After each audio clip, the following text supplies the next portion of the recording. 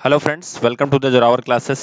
आज के इस वीडियो में हम लोग फिजिक्स के एमसीक्यूज का पार्ट सेकंड करने वाले हैं। जैसा कि आप सब लोगों ने पार्ट फर्स्ट को देखा ही है, तो हम उसी से रिलेटेड पार्ट सेकंड में भी कुछ मिससेलेनियस क्वेश्चंस को डाल के और हम सॉल्व करने वाले हैं। ठीक है, तो I think are you ready to solve it, and copy and pen लेके बैठ जाओ जिससे आसानी से आप सॉल्व कर सको एंड आंसर को लिख सको। सो हमारे सामने पहला क्वेश्चन हमारा आता है, न्यूटन के गति न्यूटन का जो पहला नियम है उसकी संकल्पना किस चीज से आप दे सकते हो, या का लिखा गया है Newton first law of motion gives the concept of, किस चीज का कॉन्सेप्ट देता है न्यूटन का फर्स्ट लॉ। ठीक है, तो देखो न्यूटन का जो फर्स्ट लॉ है, अगर हम उसके बारे में बात करें तो फर्स्ट लॉ जो है वो न्यूटन का कहता है कि अगर कोई बॉडी ठीक है, अगर आपने चैप्टर नहीं पढ़ा है तो जाके डिटेल में पढ़िए। मैं बहुत अच्छे से प्लेलिस्ट के अंदर आपको मिलेगा पूरा डिटेल का चैप्टर, अगर आप पहली बार जुड़ रहे हो। तो अगर कोई बॉडी मूव कर रही है तो न्यूटन का कहना होता है कि वो हमेशा उसी तरह से मूव करती रहेगी जिस फॉर्म में वो मूव कर रही है। और अगर कोई बॉडी रेस्ट में है, ठीक है, कोई बॉडी अगर रुकी हुई है, जैसे मान लो ये बस जो बन रही है, ये अगर रुकी हुई है तो ये ऐसे ही रहेगी रुकी हुई सी। ठीक है, बशर्ते अब उसने कंडीशन रखी गई थी कि जब तक कि इस पर कोई हम फोर्स को अप्लाई ना करें। समझ में आ रही बात? जब तक इस पे कोई फोर्स अप्लाई नहीं करोगे ये अपनी पोजीशन से नहीं हटने वाले हैं। तो इसी को उन्होंने फर्स्ट लॉ ऑफ मोशन, जो फर्स्ट लॉ ऑफ मोशन है, ठीक है, इसी को कहा जाता है इनर्सिया। ठीक है, इनर्सिया। इनर्सिया की क्या क्वालिटी होती है? इनर्सिया का मतलब होता है कि जो चीज जैसे है उसी फॉर्म में बनी रहे, उसी को हम जड़त्व तो कहते हैं हिंदी में। जैसे देखो, जड़ का मतलब क्या होता है? जड़ का मतलब होता है कि जहां है वहीं बनी रहती है। तो इसी तरह से अगर बॉडी मूव कर रही है तो वो मूव करती रहेगी, या कोई बॉडी अगर स्टेबल है तो वो स्टेबल ही रहेगी। तो इसी को हम क्या नाम जानते हैं? जड़त्व के नाम से जानते हैं। यानी जो हमारा ऑप्शन सही होगा वो कौन सा सही होगा? फोर्थ नंबर ऑप्शन हमारा क्या हो जाएगा? सही हो जाएगा। ठीक है, चलिए नेक्स्ट क्वेश्चन देखते हैं। A person is hurt on kicking a stone due to, तो एक व्यक्ति है जो पत्थर को ठोकर मारने से उसको चोट लगती है। तो ये किस तरह की प्रक्रिया है? तो वेग तो होने से नहीं रहा। प्रतिक्रिया क्या होता है? प्रतिक्रिया का क्या मतलब होता है? ध्यान से समझिएगा।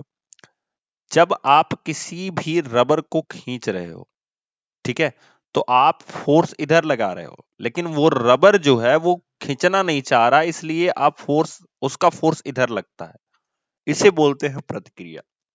लेकिन अगर पत्थर रखा है, कोई पत्थर रखा है और कोई पत्थर पे कोई बंदा है जो खड़े होके इसको क्या कर रहा है? पैर से मार रहा है। ठीक है, तो इससे पत्थर पे प्रतिक्रिया नहीं होती है, क्योंकि देखो रबर प्रतिक्रिया का मतलब क्या होता है? आप जो ये फोर्स अप्लाई कर रहे हो खींचने का, ये जस्ट बिकॉज ऑफ दैट क्यों अप्लाई कर रहे हो? क्योंकि ये रबर खींचना ही नहीं चाहता है, इसलिए आप खींचने का अप्लाई कर रहे हो।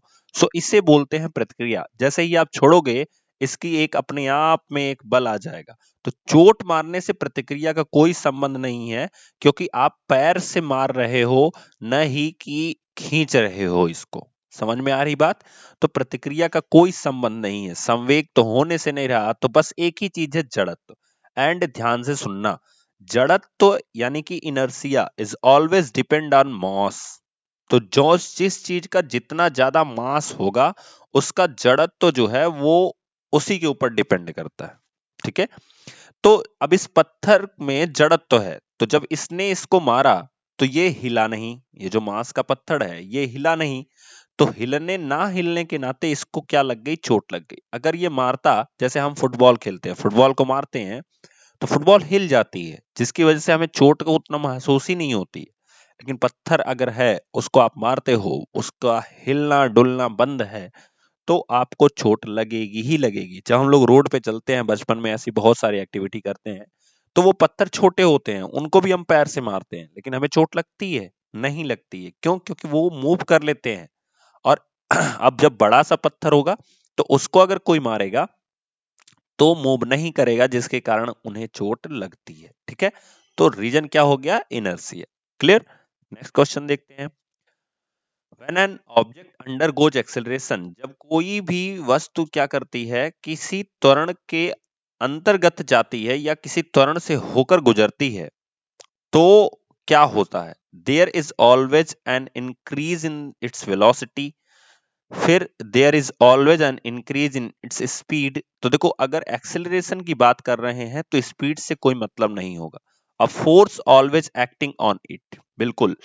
तो सबसे अच्छा क्या होता है? सबसे अच्छा होता है कि उसके ऊपर जरूर एक कोई फोर्स जो है वो क्या हो रहा है, एक्ट कर रहा है। जैसे अभी आप नीचे स्लाइड देख रहे हो, एक स्लाइड आ रही है, ठीक है? तो वो स्लाइड के ऊपर कोई फोर्स एक्सल एक्ट कर रहा है, पीछे से कोई फोर्स लग रहा है जिसकी वजह से वो आगे एक्सेलरेट हो रही है, आगे चल रही है, मूव कर रही है। समझे? तो सबसे अच्छा इसका आंसर हो जाएगा option number C.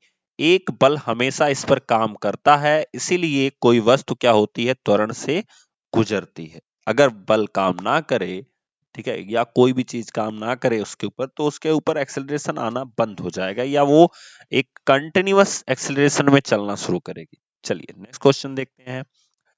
Which of the following is most likely not a case of uniform circular motion? तो नीचे दिए गए में से कौन सा एक ऐसा रूप है, ठीक है, जो एक सर्कुलर मोशन के फॉर्म में या उसके केस में नहीं है? ठीक है, लिखा गया है which of the following is most likely not. Not का मतलब जो उसके रूप में नहीं है। A case of uniform circular motion, uniform circular का मोशन का मतलब होता है, जैसे आप मौत के कुएं का नाम सुने हो, तो उसमें देखो एक यूनिफॉर्म सर्कुलर मोशन से एक कोई भी चीज ऐसे मूव करती रहती है, मूव करती रहती है, ठीक है? तो उसे हम बोलते हैं यूनिफॉर्म सर्कुलर मोशन, जो एक प्रॉपर एंगल पे हर क्षण बदलता रहता हो। तो लिखा गया है motion of earth around a sun, motion of toy train on a circular track, motion of a racing car on a circular track, and motion of hour's hand on the dial of a clock। तो निम्नलिखित में से कौन सी ऐसी चीज है जो एक सर्कुलर यूनिफॉर्म सर्कुलर मोशन का केस नहीं है? तो देखो जो टॉय ट्रेन है और रेसिंग कार है, ठीक है, और आवर्स हैंड है, इनमें से कौन सी ऐसी चीज है जो एक यूनिफॉर्म मतलब एक समान वृत्तीय गति का एग्जाम्पल नहीं है? एक समान वृत्तीय गति किसे कहते हैं? सबसे बड़ी बात होती है कि एक समान वृत्तीय गति कहते किसे हैं? तो देखो, एक समान वृत्तीय गति जो होती है कि एक फिक्स टाइम पीरियड में वो फिक्स डिस्टेंस को ट्रेवल करे, एक फिक्स टाइम पीरियड में फिक्स डिस्टेंस को ट्रेवल करे, तो उसे बोलते हैं हम एक समान वृत्तीय गति। ठीक है, जैसे मान लो कि एक बंदा है, इस ए पॉइंट से चल के फिर ए पॉइंट पे आने तक टी समय लेता है, ठीक है? तो एक समान वृत्तीय गति का मतलब होता है जो एक फिक्स टाइम से, अब इसमें पूछा गया कि कौन सा नहीं है, तो इसका मतलब इसमें तीन ऐसे होंगे जो वो फिक्स टाइम पे फिक्स ट्रेवल करते हैं। जैसे आवर्स हैंड, तो ये बिल्कुल होगा क्योंकि घड़ी जी की तीनों सुइयां वो एक पर्टिकुलर टाइम पीरियड में पर्टिकुलर एंगल ट्रेवल करती हैं, आपको पता होना चाहिए। ठीक है, फिर है अर्थ अराउंड सन, तो ये भी हमें पता है कि जो हमारी पृथ्वी है वो 24 घंटे में एक चक्कर लगाती है, इसका मतलब इसका भी टाइम पीरियड फिक्स है। फिर दिया गया है motion of a toy train on a circular track, तो मोशन जो है टॉय ट्रेन की, ये भी उसमें जब हम चाबी भर देते हैं तो वो फिक्स हो जाती है। But the racing car, racing car जो होती है, चूंकि उसको कोई चला रहा होता है, इसलिए उसका जो ट्रेवलिंग टाइम होगा, या कह सकते हो कि भैया उसमें एक लोग तो पार्टिसिपेट करते नहीं होंगे, उसमें एक से ज्यादा करते होंगे, तो उनका अलग अलग टाइम पीरियड होता है। ठीक है, वो फिक्स नहीं होता है, कभी वो तेज चलते हैं, कभी धीरे चलते हैं। क्लियर? चलिए नेक्स्ट देखते हैं। When a car driver travelling at a speed 10 metre per second applies brake, तो अगर एक कार ड्राइवर जो है वो 10 मीटर पर सेकंड की स्पीड से चल रहा है, तो इसका मतलब उसकी जो इनिशियल वेलोसिटी हो गई वो कितनी हो गई, 10 मीटर पर सेकंड। एंड अगर हम बात करें कि वो ब्रेक को अप्लाई कर रहा है, इसका मतलब अब क्या होगा कि वो डाउन जाएगा, उसकी जो स्पीड होगी वो क्या होगी, कम होगी। ठीक है, इतना ध्यान रखना, अभी स्पीड क्या हो जाएगी, कम हो जाएगी। Brings the car to rest, तो कार को रेस्ट तक लाने के लिए, यानी कि उसकी लास्ट वेलोसिटी क्या हो गई, जीरो हो गई। कितने सेकंड लगते हैं, तो t इज इक्वल्स टू आपको मिल गया 20 सेकंड्स का लगता है। अब आपसे पूछा गया है देन द रिटार्डेशन, रिटार्डेशन का भी मतलब होता है त्वरण से ही, लेकिन इसमें एक क्वालिटी होती है कि ये त्वरित नहीं होता है, मंदित होता है, यानी कि धीरे होता है, यानी इसकी वैल्यू माइनस में आनी चाहिए। तो रिटार्डेशन आपसे पूछा है, तो गति का पहला समीकरण v equals to u plus a t से हम देखेंगे v की वैल्यू हो गई 0, u की वैल्यू हो गई 10 प्लस a इंटू 20। ठीक है, अभी देखो ये 10 इधर आएगा तो क्या हो जाएगा -10 is equals to a into 20, then ये 20 से डिवाइड करोगे तो -10/20 is equals to a, then 0 से 0 कैंसिल, तो क्या हो गया यहाँ पे -हाफ को लिख सकते हैं 0.5 मीटर पर सेकेंड स्क्वायर, ये आपका आंसर हो जाएगा। ठीक है, चलिए next question, which of the following is not the unit of energy, तो एनर्जी की कौन सी ऐसी चीज है जो यूनिट नहीं है, तो एनर्जी की यूनिट जूल होती ही होती है। ठीक है, एनर्जी की यूनिट न्यूटन मीटर होती ही होती है। फिर किलोवाट एंड किलोवाट आवर में आपको डिसाइड करना है, तो जो किलोवाट होता है ये पावर की यूनिट होती है, सो यही हमारा आंसर होगा, बाकी तीन जो होते हैं ये एनर्जी की यूनिट होती ही होती है। ठीक है, नेक्स्ट क्वेश्चन देखते हैं, when air rushes out of a balloon, so यहाँ पे जो दिया गया है when air rushes out of a balloon and it move upwards, it is an example of which law of motion. तो देखो आपको बताना है कि ये कौन सा नियम है मोशन का। तो पहले नियम में मैंने क्या बताया था, ये इनर्सिया से रिलेट करता है, अभी शुरू शुरू में पहले क्वेश्चन में ही हम लोगों ने पढ़ा था। ठीक है, इसका मतलब हो गया कि अगर कोई भी चीज अपने जिस भी पोजीशन में है उसी पोजीशन में बनी रहती है जब तक कि उस पर हम कोई एक्सटर्नल फोर्स अप्लाई ना करें। ठीक है, एंड सेकेंड लॉ क्या कहता है कि जो फोर्स होता है वो प्रोपोर्शनल होता है मास के, एंड फोर्स जो होता है वो प्रोपोर्शनल होता है आपके एक्सेलरेशन के। किसी भी चीज पे जो हम फोर्स अप्लाई करते हैं वो उसके मास एंड एक्सेलरेशन के प्रोपोर्शन में होता है। एंड थर्ड लॉ क्या कहता है, एक्शन रिएक्शन के नाम से जाना जाता है, इस लॉ को एक्शन रिएक्शन लॉ के नाम से जाना जाता है। सो इसका क्या कहने का मतलब होता है कि अगर कोई चीज में हम एक्शन कर रहे हैं वो रिएक्ट करती है, जैसे आप किसी नाव पे खड़े होके किनारे से और उससे उतरोगे तो आप नाव को पीछे धक्का दोगे और नाव आपको आगे धक्का देगी।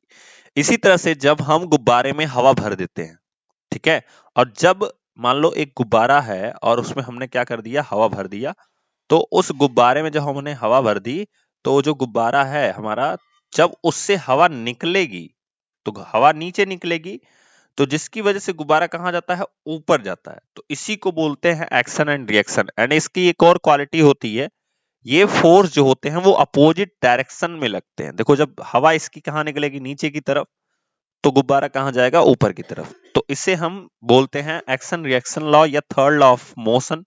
ठीक है, तो ऑप्शन नंबर सी सही हो जाएगा। चलिए नेक्स्ट क्वेश्चन देखते हैं, which of these best describes why your weight on earth would change on another planet। तो यहाँ पे पूछा गया है कि कौन सी ऐसी चीज है जो बहुत अच्छे से आपका वर्णन करती है कि पृथ्वी पर जितना आपका वजन होता है दूसरे ग्रह पे आपका वजन बदल जाता है, तो कौन सी चीज ऐसे डिस्क्राइब करती है। तो यहाँ पे लिखा गया है वजन नहीं बदलता है चाहे आप कहीं भी हो, तो ये गलत चीज है। देखो इन्होंने वर्ड इस्तेमाल किया है वेट, तो weight means mass and gravity, ये दोनों होता है। तो हम अगर अर्थ पे हैं तो ये ग्रेविटी 9.8 और 10 हम लेते हैं, लेकिन जब हम अदर प्लेनेट पे जाएंगे तो वहां की ग्रेविटी, देखो मास नहीं चेंज होता है। एक चीज और नोट कर लो कॉपी में अपने, किसी भी चीज का जो मास होता है वो किसी भी प्लेनेट पे चेंज नहीं होता। वेट जो होता है वो ग्रेविटी के नाते चेंज होता है, ग्रेविटी के कारण चेंज होता है, ये चीज ध्यान दीजिएगा। तो different planet have different gravitational pulls, तो बिल्कुल सही बात है ये। In general the smaller planet the the smaller the planet the greater the weight. तो ऐसा तो कुछ होता नहीं है कि जितना छोटा ग्रह होता है उतना ज्यादा वजन होता है। फिर लिखा गया है dehydration effect on different planet change weight. तो इससे भी कोई मतलब नहीं होता है कि उस पे पानी है या नहीं है, इसका कोई मतलब नहीं होता है। तो सिंपल सा आंसर होगा कि अलग अलग ग्रहों में अलग अलग गुरुत्वाकर्षण होते हैं, जिसके कारण जो है उनका वेट चेंज होता है। मैंने आपको बताया वेट जो होता है वो डिपेंड करता है ग्रेविटी पे, या ग्रेविटेशनल फोर्स कितना है उसका। ठीक है, चलिए नेक्स्ट क्वेश्चन देखते हैं। Body is falling from a height h, after it has fallen a height h/2, it will possess. तो देखो, मैंने अभी लास्ट वीडियो में आपको समझाया था, रिसेंट जो हमने फिजिक्स का एमसीक्यूज किया था उसमें भी इसी तरह का एक क्वेश्चन था जिसको मैंने आपको समझाया था। अगर कोई बॉडी है, तो देखो यहाँ पे दो वर्ड आ रहे हैं, पोटेंशियल एंड काइनेटिक, तो इनको ध्यान से समझते हैं। Potential energy is equals to mgh। It means that कि जो पोटेंशियल एनर्जी होती है वो डिपेंड करती है h पे। ठीक है, कि जितनी ज्यादा हाइट होगी उतनी ज्यादा उसके अंदर पोटेंशियल एनर्जी होगी। And kinetic energy is equals to half mv²। तो kinetic energy is depend on velocity. ठीक है, तो जब कोई चीज हाइट पे हम ले जाएंगे तो इसके अंदर वेलोसिटी नहीं होगी, इसके अंदर सिर्फ और सिर्फ स्थित ऊर्जा होगी, क्योंकि ये हाइट पे जा रही है। तो यहाँ पे पोटेंशियल एनर्जी मैक्सिमम होगी, जो पोटेंशियल एनर्जी वो मैक्सिमम होगी, लेकिन जो काइनेटिक एनर्जी होगी वो जीरो होगी। ठीक है, एंड जब ये नीचे आएगी, जब इस वस्तु को हम यहां से छोड़ेंगे और नीचे आएगी, तो यहाँ पे काइनेटिक एनर्जी मैक्सिमम होगी, क्योंकि सबसे अधिक वेग यही नीचे आते समय, जब एकदम नीचे पहुंचने वाली होगी तो उसकी सबसे अधिक वेग होगा, जिसके कारण उसकी काइनेटिक एनर्जी मैक्सिमम होगी एंड पोटेंशियल एनर्जी क्या हो जाएगी, जीरो हो जाएगी। बट माइंड इट कि जब हाइट हमारी आधी हो, ध्यान से समझिएगा, जब हाइट हमारी क्या हो, आधी हो, यानी इस पॉइंट पे आपसे चीजें पूछी जा रही हैं, तो इस पॉइंट पे potential energy and kinetic energy दोनों इक्वल होगा, जस्ट बिकॉज ऑफ दैट कि हमने पढ़ा है ऊर्जा संरक्षण का नियम। तो ऊर्जा संरक्षण का नियम ये कहता है कि किसी भी चीज की ऊर्जा को ना ही नष्ट किया जा सकता है, ना ही उसको पैदा किया जा सकता। इसका मतलब इस बॉडी के अंदर ये अगर एनर्जी का हम यहाँ पे ऐड करें दोनों एनर्जी, तो वो यहाँ पे भी मैक्स होना चाहिए, जस्ट बिकॉज ऑफ दैट कि इसका जो पोटेंशियल है वो मैक्स है, यहाँ पे काइनेटिक मैक्स है, यानी वैल्यू दोनों की सेम होनी चाहिए। अगर 10 जूल यहाँ है तो वो एनर्जी यहाँ भी होगी 10 जूल पे। इसका मतलब जब हम हाइट पे आएंगे तो ये पोटेंशियल एनर्जी आधी हो जाएगी। तो अगर पोटेंशियल एनर्जी आधी हो जाएगी इसके अकॉर्डिंग, तो काइनेटिक एनर्जी बढ़ जाएगी और ये यहां से इसका आधा हो जाएगा, तभी तो ये दोनों मिल करके, अगर इसका हम आधा लें तो यहाँ पे 5 हो जाएगा और काइनेटिक एनर्जी भी 5 हो जाएगा, जिससे काइनेटिक एनर्जी फिर बढ़ते बढ़ते 10 हो जाएगी एंड पोटेंशियल एनर्जी बढ़ते घटते घटते 0 हो जाएगी। तो ये प्रोसेस चलती है, इसका मतलब ये कांस्टेंट होता है। तो हाफ पोटेंशियल एनर्जी, तो यहाँ पे पूछा गया है इट विल पॉजेस, क्या पॉजेस करता है, ओनली पोटेंशियल एनर्जी, गलत है। ओनली काइनेटिक एनर्जी, गलत है। Half potential and half kinetic energy, this is the our answer, half potential energy and half kinetic energy. Clear? Next question देखते हैं, what is inertia. तो जड़त्व क्या है, मैंने आपको समझा ही दिया है। The opposite force of gravity, ऐसा नहीं है, another name of unbalanced force, the the mass of an object. फिर उसके बाद दिया गया है किसी वस्तु की प्रवृत्ति वह कर रही है जो वर्तमान में कर रही है। The tendency of an object to continue doing what is current doing, this is called inertia. कि वस्तु की वह प्रवृत्ति जिस वो परिस्थिति में है उसी परिस्थिति में हमेशा रहना चाहती है, इसी को ही हम जड़त्व कहते हैं। ठीक है, and it is depend on mass, it is depend on mass. Clear हुआ? तो आई थिंक दोस्तों आपको ये पूरा पूरा सेशन अच्छे से समझ में आया होगा। नेक्स्ट वीडियो में हम पार्ट 3 को डिस्कस करने वाले हैं। तब तक के लिए थैंक यू सो मच।